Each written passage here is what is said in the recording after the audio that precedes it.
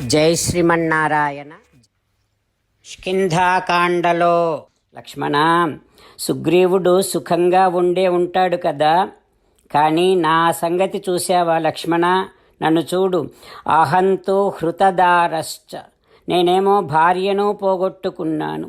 రాజ్యాచ్చ మహతశ్చ్యుత, రాజ్యాధికారాన్ని పోగొట్టుకున్నాను. కష్టాలలో మునిగిపోయాను కదా లక్ష్మణ.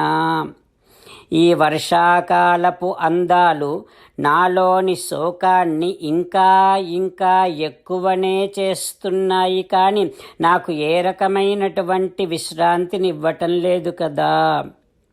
హో లక్ష్మణ, రావణుడేమో మహాబలవంతుడు.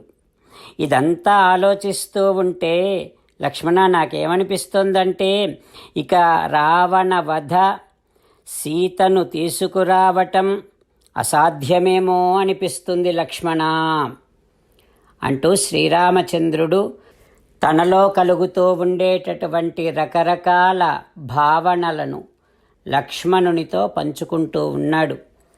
రామచంద్రుడు అంటూ ఉన్నాడు, లక్ష్మణ, ఇది రాజులకు యుద్ధము చేయటం కోసం అనువైన సమయం కాదు.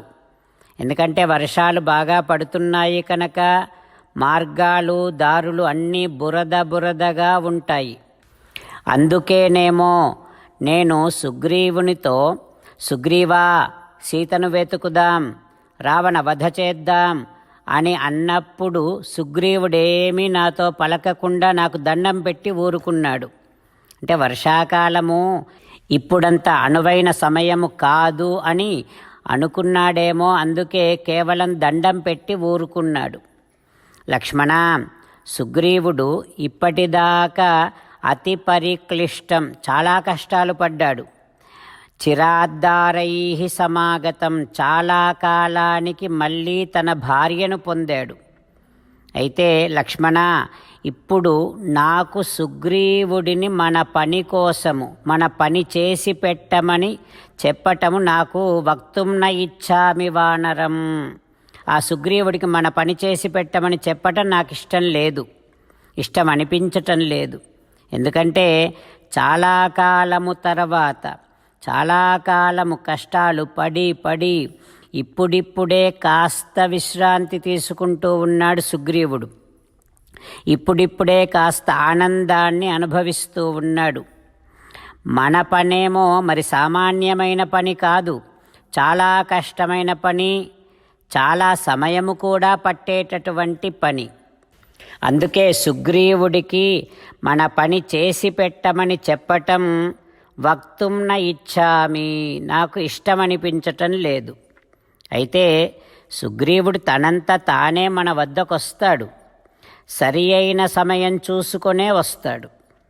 కొంతకాలం విశ్రాంతి తీసుకొని, ఆ విశ్రాంతి తీసుకోవడానికి మరి సహాయపడింది ఎవరు అని గుర్తిస్తాడు, జ్ఞాపకం వస్తుంది. ఆ విశ్రాంతికి కారణం మనమే అని మనము చేసిన ఉపకారము జ్ఞాపకం చేసుకొని కాస్త వర్షాలు తగ్గగానే తప్పకుండా వస్తాడు. అందులో నాకేమీ నా అత్ర సంశయ, సుగ్రీవుడి విషయంలో ఏమాత్రం అనుమానం లేదు. అందుకని లక్ష్మణ, సుగ్రీవస్య ప్రసాదం అనుపాలయన్, సుగ్రీవుడి అనుగ్రహము కలిగేంత వరకు మనం ఎదురు చూద్దాం. సుగ్రీవుడు కృతజ్ఞుడు కనుక తప్పకుండా వస్తాడు, మనకు ఉపకారం చేస్తాడు అని శ్రీరామచంద్రుడు లక్ష్మణునితో అనగానే లక్ష్మణుడు అన్నకు అంజలి ఘటించి ఈ రకంగా అంటూ ఉన్నాడు, ఓ రామా, సుగ్రీవుడు తప్పకుండా నీకు సహాయం చేస్తాడు. మాట ఇచ్చాడు కనుక మాట తప్పనిసరిగా నిలబెట్టుకుంటాడు. రామచంద్రులను మనసారా ధ్యానము చేస్తూ పరమదయాలువు పరమశివుడు చెప్పిన పరమపావన రామనామాన్ని చెబుతూ మనము రామనామ గానము చేస్తూ ఉంటే అదిగో సీతారామచంద్రులు, పార్వతీ పరమేశ్వరులు, ఆంజనేయస్వామి, సకల దేవతలు, పితృదేవతలు, మహర్షులు, ఆచార్యులు, భాగవతోత్తములు అందరూ మనని చూసి ఆనందముతో అనుగ్రహిస్తున్నటువంటి దృశ్యాన్ని భావన చేస్తూ నోరారా రామనామగానము చేద్దాం. రామ రామ దశరథ రామ, రామ రామ దశరథ రామ, హే హే రాజా రామ, హే హే రాజా రామ, హే హే సీతారామ,